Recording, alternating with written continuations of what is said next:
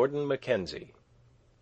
The Canterbury Tales by Geoffrey Chaucer. The Miller's Tale. The Prologue.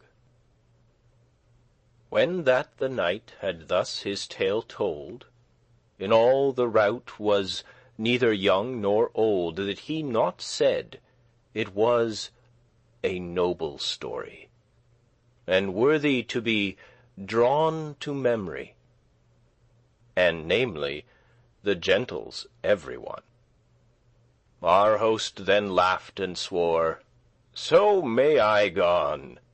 This goes aright. Unbuckled is the mail. Let's see now who shall tell another tale, for truly this game is well begun. Now telleth ye, Sir Monk, if that ye can, somewhat to quitten with the knight's tale."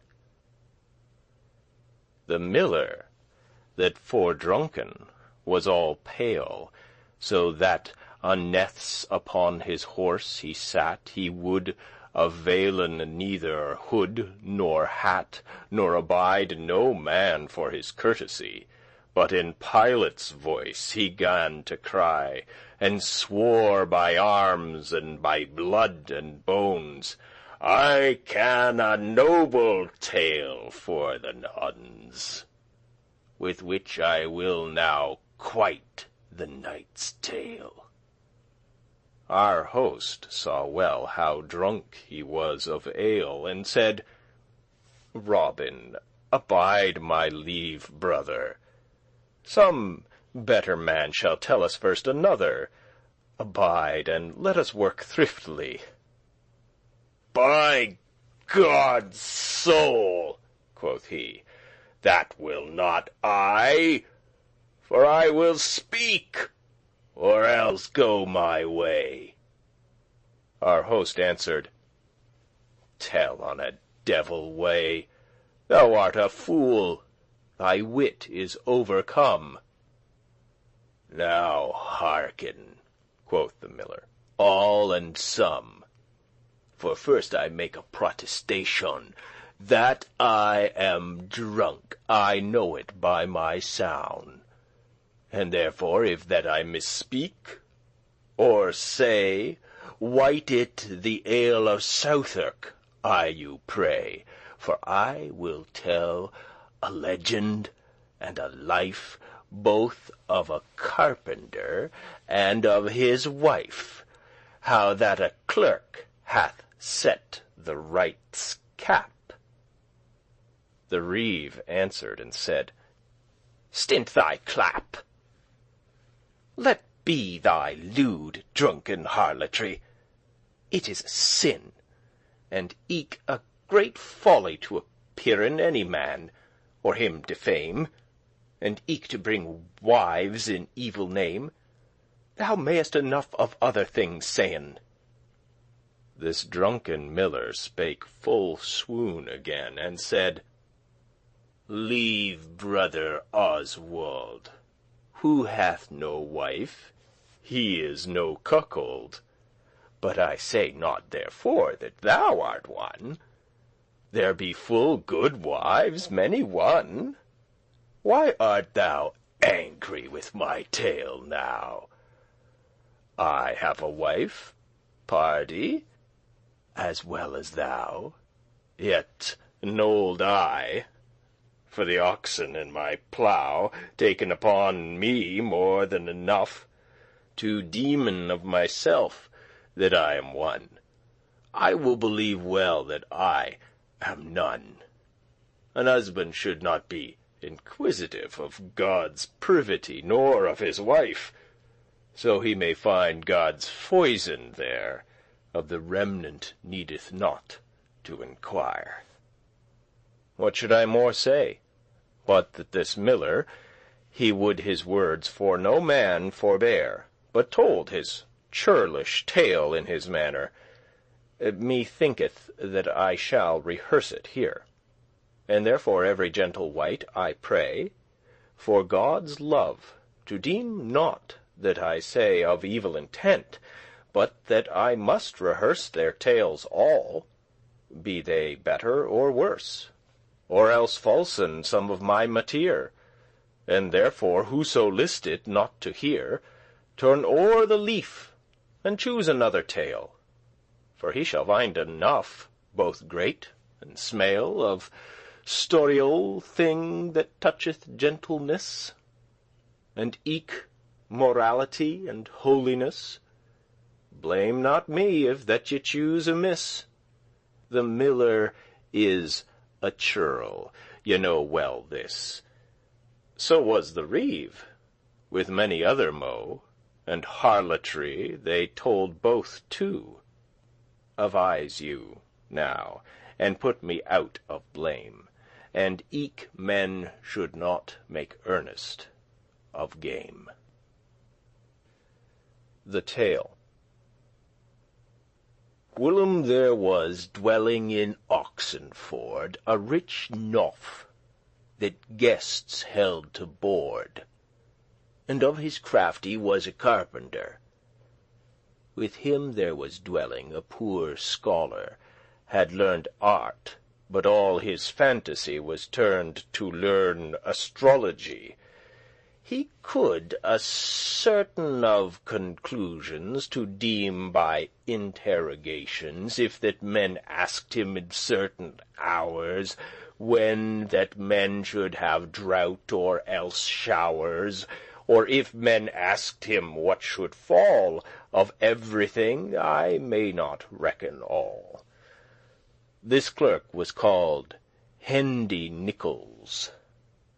Of dern love he knew, and of solace, and therewith he was sly and full privy, and like a maiden meek for to see.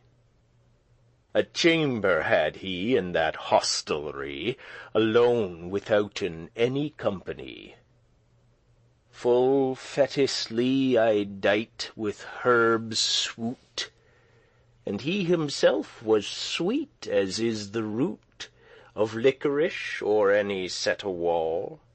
His almagest and books great and small, his astrolabe belonging to his art, his ogrim stones laid fair apart, on shelves couched at his bed's head, his pressy covered with a falding red. And all above there lay a gay psaltery, on which he made at nights melody, so sweetly the chamber rang. And Angelus ad Virginem he sang. And after that he sung the king's note, full often blessed was his merry throat. And thus this sweet clerk his time spent, after his friends finding, and his rent. This carpenter had wedded new a wife, which that he loved more than his life. Of 18 year, I guess she was of age.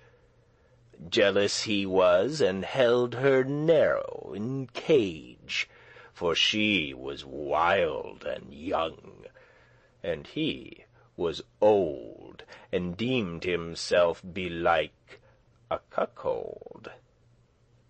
He knew not Cato, for his wit was rude, that bade a man wed his similitude. Men should wedden after their estate, for youth and eld are often at debate. But since that he was fallen in the snare, he must endure as other folk his care. Fair was this young wife, and therewithal as any weasel her body gent and small. A saint she weared, barred all of silk, a barm cloth eke as white as morning milk. Upon her lens, full of many a gore, White was her smock, and broidered all before, and eke behind on her collar about, of coal-black silk, within and eke without. The tapes of her white volupere were of the same suit of her colour. Her fillet broad of silk, and set full high, and sickerly she had a likerous eye. Full small y-pulled were her brows too, and they were bent and black as any sloe. She was well more blissful on to see than is the new pergenet tree, and softer than the wool is of a wether, and by her girdle hung a purse of leather tasselled with silk and pearled with laton.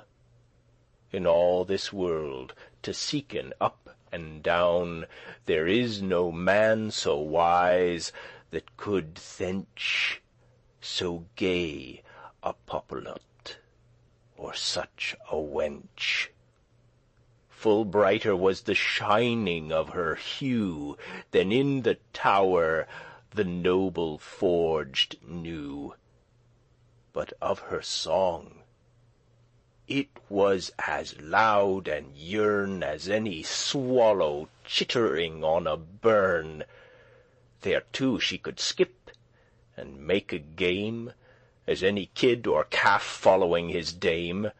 Her mouth was sweet as bracket, or as meath, or hoard of apples laid in hay or heath. Wincing she was as is a jolly colt, long as a mast, and upright as a bolt. A brooch she bare upon her low collar, as broad as is the boss of a buckler.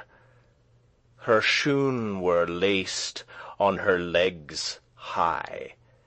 She was a primerole, a pigisnye, for any lord to have ligging in his bed, or yet for any good yeoman to wed.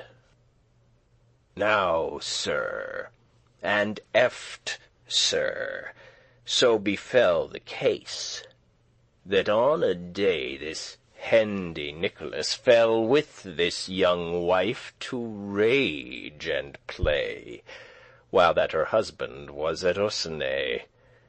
As clerks be full subtle and full quaint, and privily he caught her by the quaint, and said, I wis but if I have my will, for dern love of thee, leman I spill, and held her fast by the haunch bones, and said, Leman, love me well at once, or I will die and all, so God me save. And she sprang as a colt doth in the trave, and with her head she writhed fast away, and said, I will not kiss thee, by my fay. Why, let be, quoth she, let be, Nicholas, or I will cry out hero and alas. Do away your hands for your courtesy. This Nicholas gan mercy for to cry, and spake so fair, and proffered him so fast, that she her love him granted at the last, and swore her oath by Saint Thomas of Kent, that she would be at his commandment, when that she may her leisure well espy. My husband is so full of jealousy, that but ye wait well, and be privy, I wot right well I am but dead," quoth she. "Ye must be full dern as in this case." "Nay, thereof care thee not," quoth Nicholas. A clerk had lithely beset his wile, but if he could a carpenter beguile. And thus they were accorded and y-sworn to wait a time, as I have said beforn. When Nicholas had done thus every deal, and thwacked her about the lens well, he kissed her sweet, and taketh his psaltery, and playeth fast, and maketh melody. Then fell it thus, that to the parish church of Christ's own works for to worch, this good wife went upon a holy day. Her forehead shone as bright as any day, so was it washen when she left her work. Now was there of that church a parish clerk, the which that was yclept Absolon. Curled was his hair, and as the gold it shone, and strutted as a fan, large and broad, full straight and even lay his jolly shod. His road was red, his eyen grey as goose, with Paul's windows carven on his shoes. In hosen red he went full fetisly. Y-clad he was full small and properly, all in a kirtle of light waget. And thereupon he had a gay surplice, as white as is the blossom on the rise. A merry child he was, so God me save. Well could he letten blood, and clip, and shave, and make a charter of land and acquittance. In 20 manners could he trip and dance, after the school of Oxenford though, and with his legs cast to and fro, and playen songs on a small rebible. Thereto he sung sometimes a loud quinibble, and as well could he play on a gittern. In all the town was brewhouse nor tavern that he not visited with his solas. There as that any Garnard tapster was. But sooth to say, he was some deal squamous, of farting and of speech, dangerous. This Absolon, that jolly was and gay, went with a censer on the holy day, censing the wives of the parish fast, and many a lovely look he on them cast, and namely on this carpenter's wife. To look on her him thought a merry life. She was so proper and sweet and likerous, I dare well say, if she had been a mouse, and he a cat, he would her hent anon. This parish clerk, this jolly Absolon, hath in his heart such a love longing, that of no wife took he none offering. For courtesy he said he would none. The moon at night full clear and bright shone, and Absolon his guitarn hath he taken. For paramours he thought for to waken, and forth he went, jolliffe and amorous, till he came to the carpenter's house, a little after the cock had y-crow, and dressed him under a shot window that was upon the carpenter's wall. he singeth in his voice gentle and small. Now, dear lady, if thy will be, I pray that ye will rue on me. Full well accordant to his geturning, this carpenter awoke and heard him sing, and spake unto his wife, and said anon, "What, Alison, hearest thou not Absolon, that chanteth thus under our bower wall?" And she answered her husband therewithal, "Yes, God wot, John, I hear him every deal." This passeth forth, what will ye bet than well?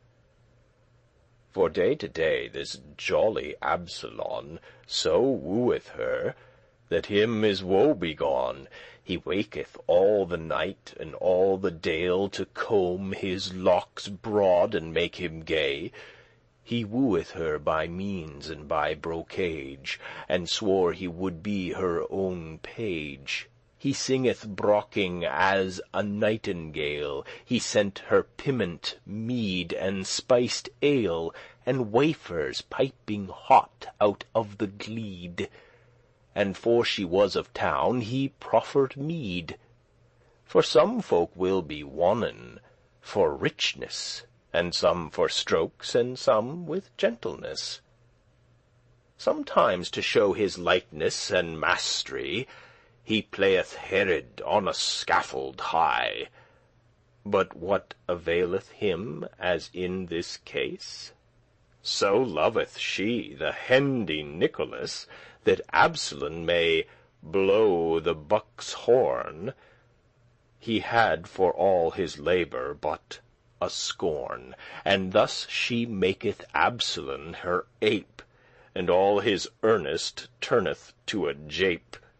Forsooth is this proverb, it is no lie. Men say right thus alway, the nigh sly maketh oft time the far lief to be loth. For though that Absolon be wood or wroth, because that he far was from her sight, this nigh Nicholas stood still in his light. Now bear thee well, thou hendy Nicholas, for Absolon may wail and sing, alas. And so befell that on a Saturday this carpenter had gone to Osnay, and hendy Nicholas and Alison accorded were to this conclusion, that Nicholas shall shape him a while, the silly jealous husband to beguile, and if so were the game went aright, she should sleepen in his arms all night. For this was her desire, and his also.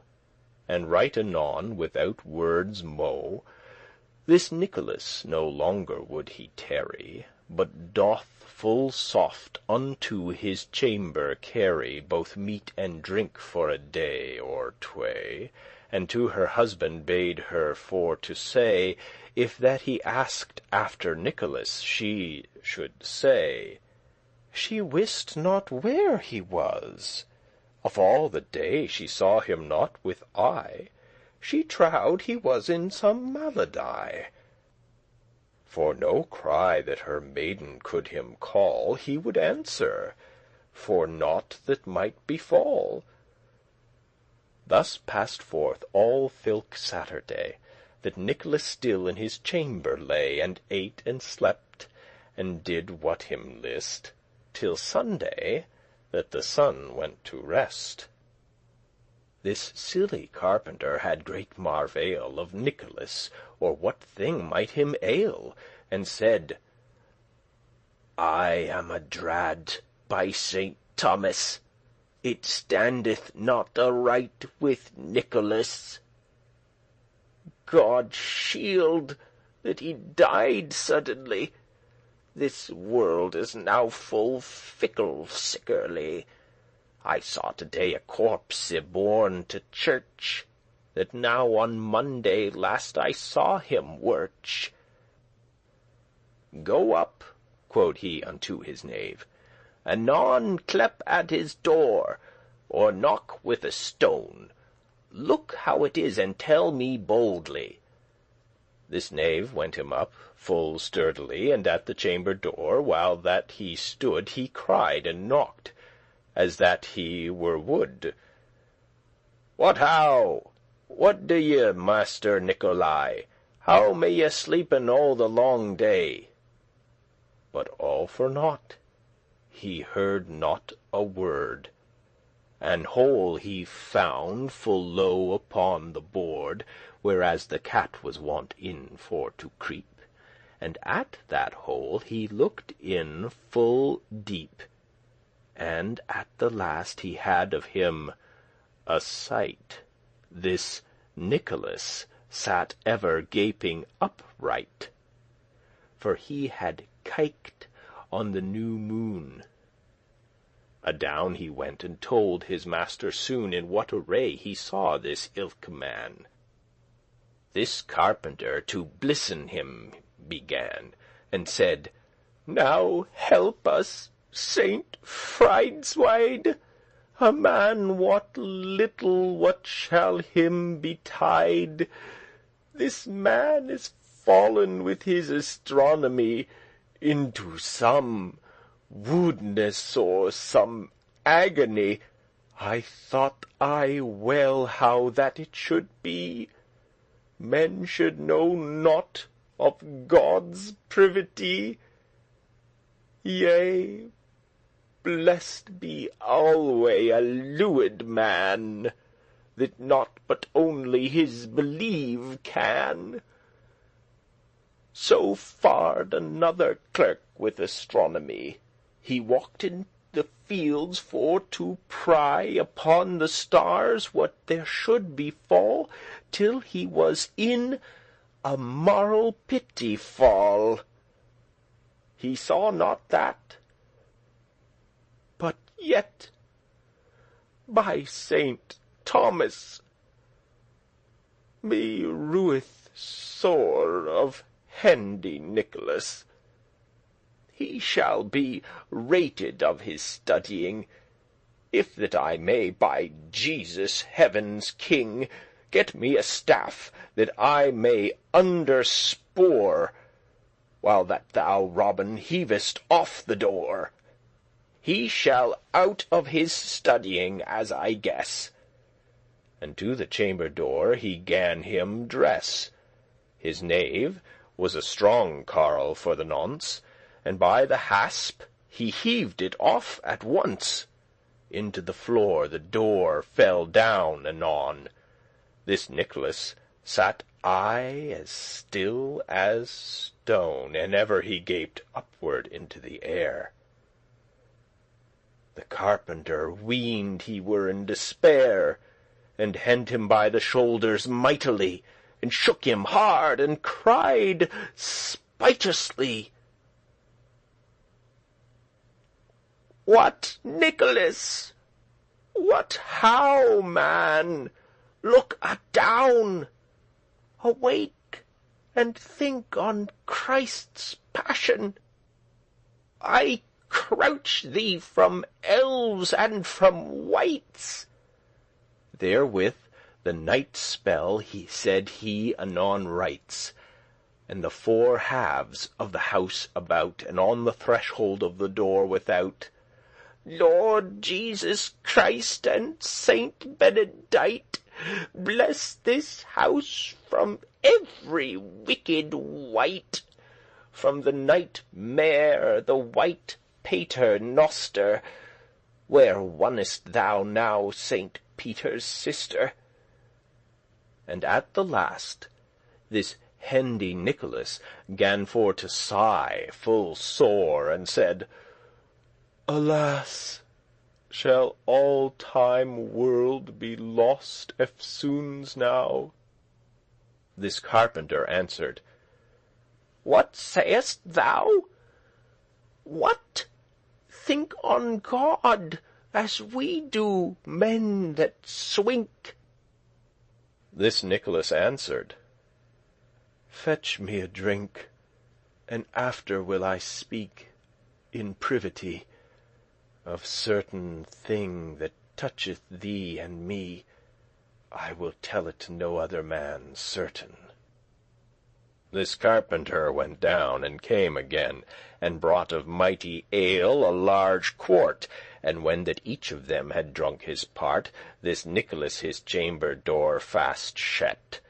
And down the carpenter by him he set, and said, John, mine host full lief and dear, thou shalt upon thy truth swear me here, that to no wight thou shalt my counsel ray. For it is Christ's counsel that I say, and if thou tell it man, thou art forlorn. For this vengeance thou shalt have therefore, that if thou ray me, thou shalt be wood. Nay, Christ forbid it for his holy blood, quoth then this silly man. I am no plab, nor though I say it am I lief to gab. Say what thou wilt, I shall it never tell to child or wife by him that harried hell. Now, John, quoth Nicholas, I will not lie.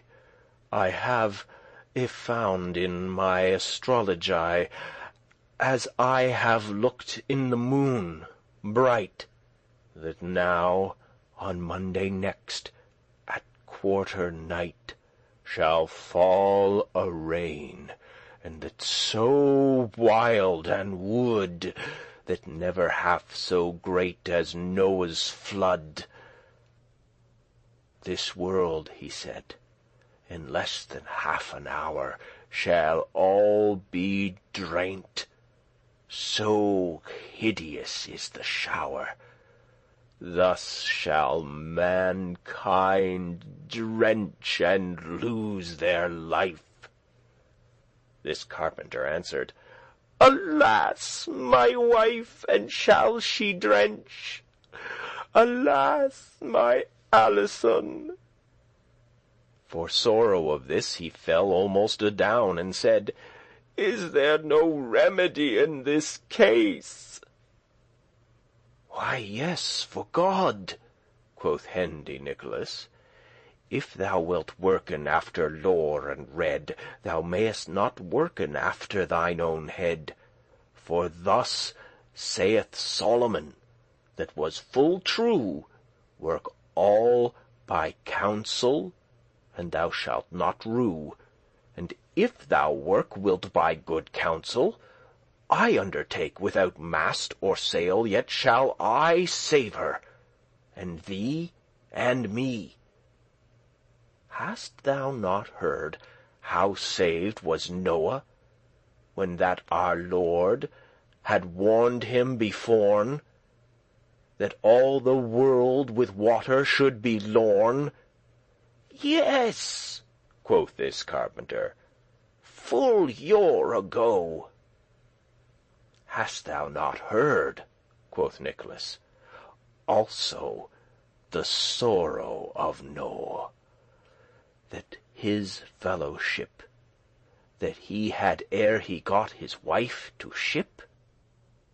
Him had been lever, I dare well undertake, at thilke time than all his weathers black, that she had had a ship herself alone.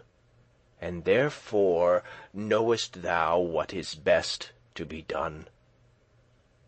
This asketh haste, and of an hasty thing men may not preach or make tarrying. Anon go get us fast into this inn, a kneading trough, or else a kemelin, for each of us. But look that they be large, in which we shall swim as in a barge, and have therein vitile sufficient but for one day. Fie on the remnant, the water shall aslake and go away. about prime upon the next day. But Robin may not know of this thy knave, nor eke thy maiden gill I may not save. Ask me not why, for though thou ask me, I will not tell God's privity. Sufficeth thee, but if thy wit be mad, to have as great a grace as Noah had, thy wife shall I well saven out of doubt. Go now thy way, and speed thee hereabout. But when thou hast for her and thee and me y-gotten us these kneading tubs 3, then shalt thou hang them in the roof full high, so that no man our purveyance espy. And when thou hast done thus as I have said, and hast our vitile fair in them laid, and eke an axe to smite the cord in two, when that the water comes, that we may go and break an hole on high upon the gable, into the garden ward, over the stable, that we may freely pass forth our way, when that great shower is gone away. Then shalt thou swim as merry, I undertake, as doth the white duck after her drake. Then will I clepe, how Alison, how John, be merry, for the flood will pass anon. And thou wilt say, Hail, Master Nicolay, good morrow, I see thee well, for it is day. And then shall we be lords all our life of all the world, as Noah and his wife. But of one thing I warn thee full right, be well advised on that ilke night, when we be entered into ship's board, that none of us not speak a single word, nor cleep nor cry, but be in his prayer, for that is God's own hest dear. Thy wife and thou must hangen far atween, for that betwixt you shall be no sin, no more in looking than there shall in deed. This ordinance is said, Go, God thee speed. Tomorrow night, when men be all asleep in our kneading tubs, we will creep and sit there, abiding God's grace. Go now thy way, I have no longer space to make of this no longer sermoning. Men say thus, send the wise, and say nothing. Thou art so wise, it needeth thee not teach. Go, save our lives, and that I thee beseech. This silly carpenter went forth his way. Full oft he said, Alas, and well a day. And to his wife he told his privity, and she was ware and better knew than he what all this quaint cast was for to say.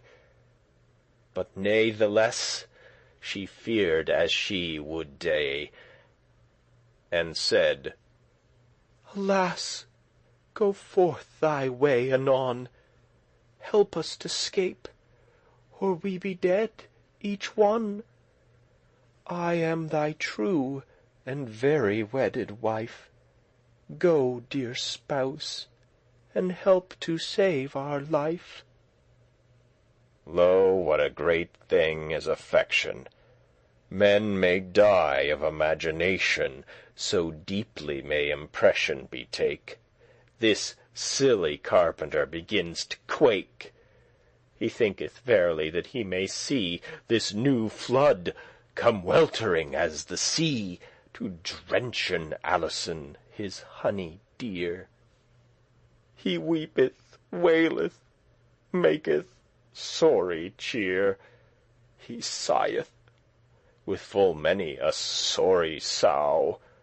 He goeth and getteth him a kneading trough, and after that a tub and a kemelin, and privily he sent them to his inn, and hung them in the roof full privily with his own hand. Then made he ladders 3 to climb by the ranges and the stalks, upon the tubs hanging in the balks, and victualled them, kemelin, trough, and tub, with bread and cheese and good ale in a jub, sufficing right enough as for a day.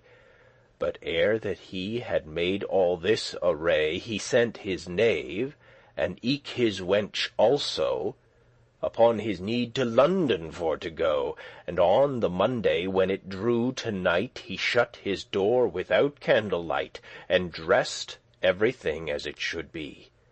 And shortly up they climbed, all the 3. They sat still well a furlong way. "Now, Paternoster Clum," said Nicolay. And "Clum," quoth John, and "Clum," said Alison.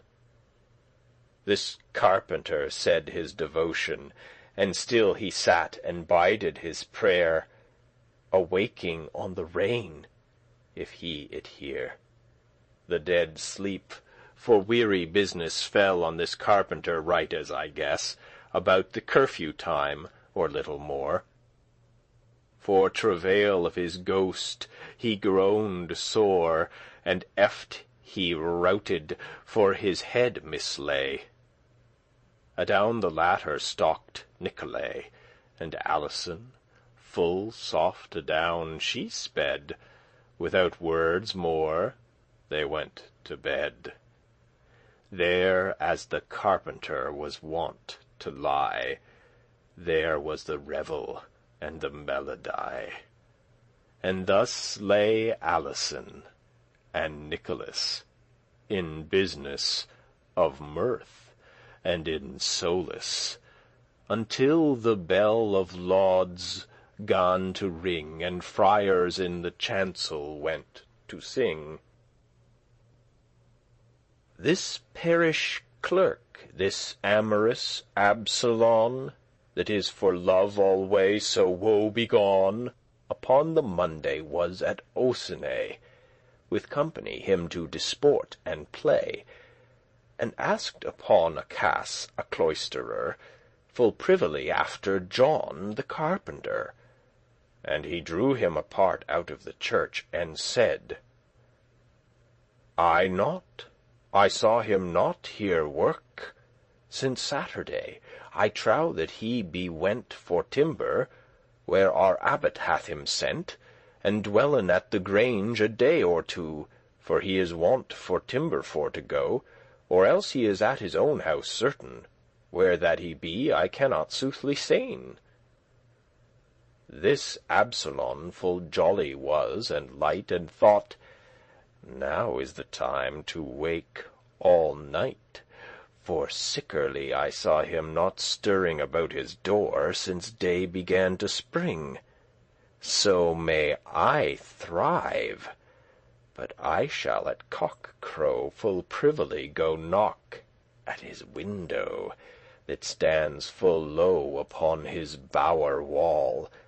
To Alison then will I tellen all my love-longing, for I shall not miss that at the least way I shall her kiss. Some manner comfort shall I have parfait.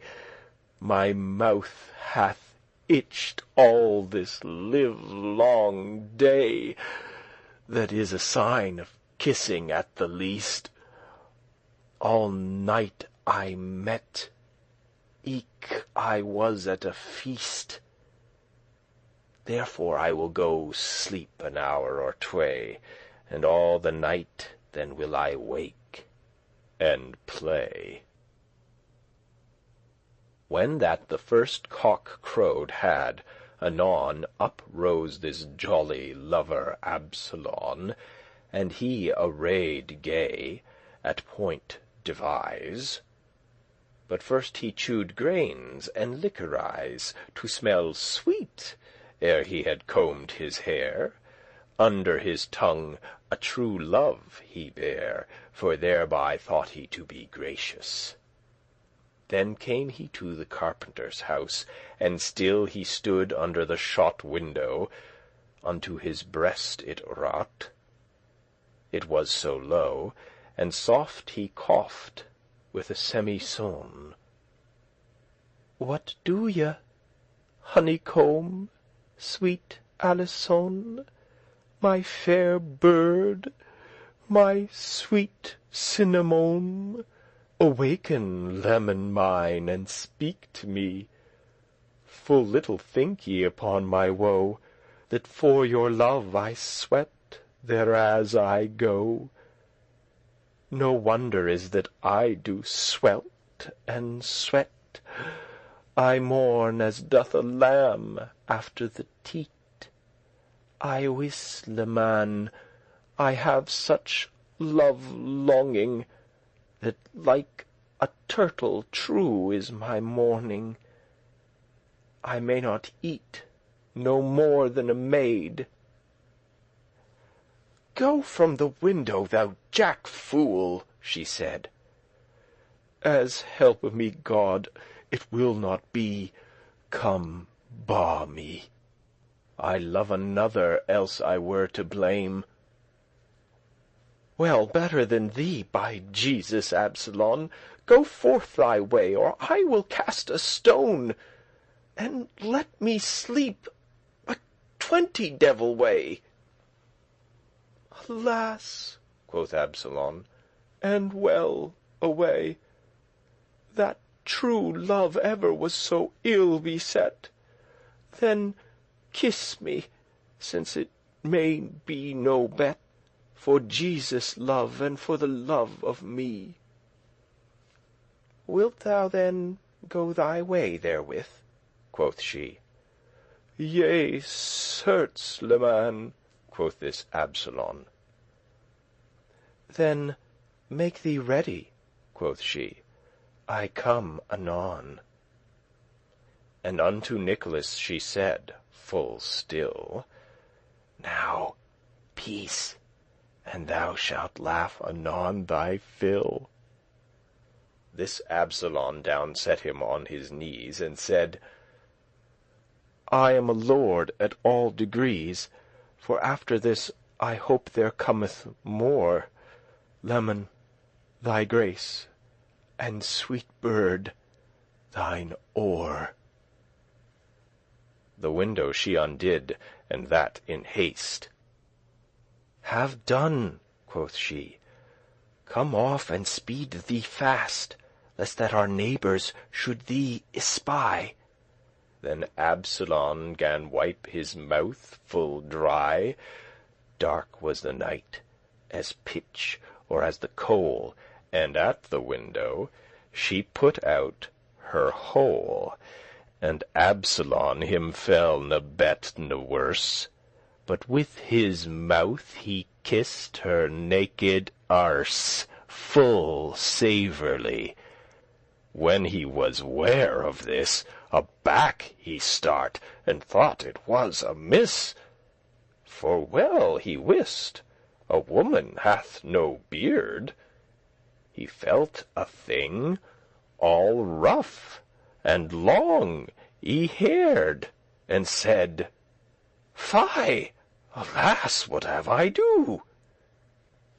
"Tee hee!" quoth she, and clapped the window to, and Absolon went forth at sorry pace.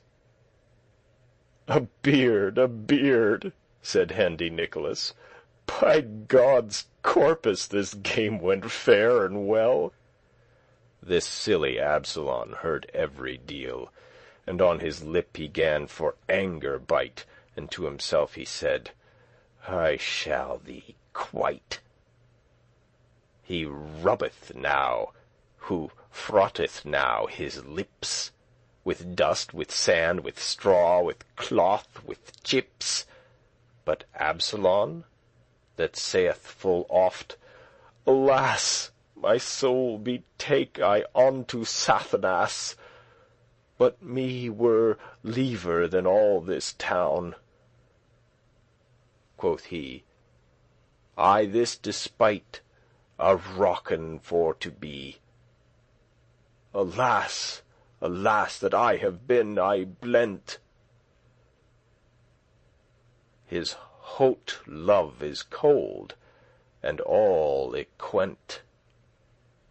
For from that time that he had kissed her arse, of paramours he set not a carse. For he was healed of his malady, full often paramours he gan defy, and weep as doth a child that hath been beat. A soft pace he went over the street, unto a smith, men callen Dan Garvis, that in his forge smithed plough harness. He sharped share and coulter busily. This Absolon knocked all easily, and said, Undo, Garvis, and that anon. What? Who art thou? It is I, Absolon. What? Absolon, what? Christ's sweet tree, why rise so wrath? Hey, Benedicite, what aileth you? Some gay girl, God it wot, hath brought you thus upon the vire-tote. By Saint Neot, ye wot well what I mean. This Absolon he wrought not a bean. Of all his play no word again he gaff, for he had more tow on his distaff. Then Garvice knew, and said, Friend so dear, that hot coulter in the chimney here, lend it to me. I have therewith to don. I will it bring again to thee full soon. Garvis answered, Certes, were it gold, or in a poke, nobles all untold, thou shouldst it have, as I am a true smith. Nay, Christ's foot, what will ye do therewith?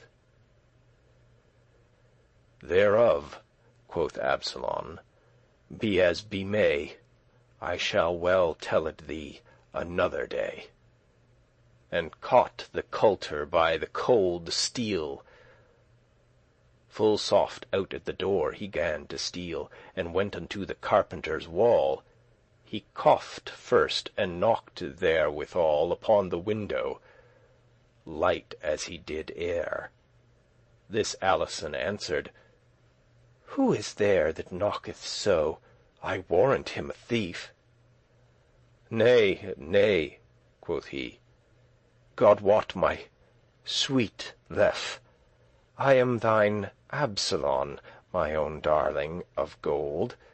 Quoth he, I have thee brought a ring, my mother gave it me, so God me save. Full fine it is, and thereto may y grave. This will I give to thee, if thou me kiss. Now Nicholas was risen up to piss, and thought he would amenden all the jape. He should kiss his arse, ere that he scape. And up the window did he hastily, and out his arse he put full privily, over the buttock to the haunch bone, and therewith spake this clerk, this Absolon. Speak, sweet bird, I know not where thou art. This Nicholas anon let fly a fart, as great as it had been a thunder dent. that with the stroke he was well nigh y-blent. But he was ready with his iron hot, and Nicholas amid the arse he smote. Off went the skin and hand-breadth all about, the whole coulter burned so his tout, that for the smart he weened he would die. As he were wood for woe he gan to cry, "Help! Water! Water! Help, for God's heart!" This carpenter out of his slumber start, and heard one cry, "Water!" as he were wood, and thought, "Alas, now cometh Noah's flood." He sat him up without words mo', and with his axe he smote the cord in two, and down went all. He found neither to sell, nor bread nor ale, till he came to the cell. Upon the floor, and there in swoon he lay. Up started Alison and Nicolay, and cried out, "A hero in the street!" The neighbours all, both small and great, in ran for to garen on this man, that yet in swoon lay, both pale and wan. For with the fall he broken had his arm, but stand he must unto his own harm. For when he spake, he was anon borne down with Hendy, Nicholas, and Alison. They told to every man that he was wood. He was aghast so of Noah's flood. Through fantasy, that of his vanity, he had bought him kneading tubs 3, and had them hanged in the roof above, and that he prayed them for God's love to sitten in the roof for company. The folk gan laughen at his fantasy. Into the roof they kiken and they gape, and turned all his harm into a jape. For whatsoe'er this carpenter answered, it was for naught. No man his reason heard. With oaths great he was so sworn adown, that he was holden wood in all the town. For every clerk anon right held with other. They said, "The man was wood, my lieve brother," and every wight gan laughen at his strife. Thus swived was the carpenter's wife, for all his keeping and his jealousy, and Absalom hath kissed her nether eye, and Nicholas is scalded in the tout. This tale is done, and God save all the rout. End of the Miller's Tale.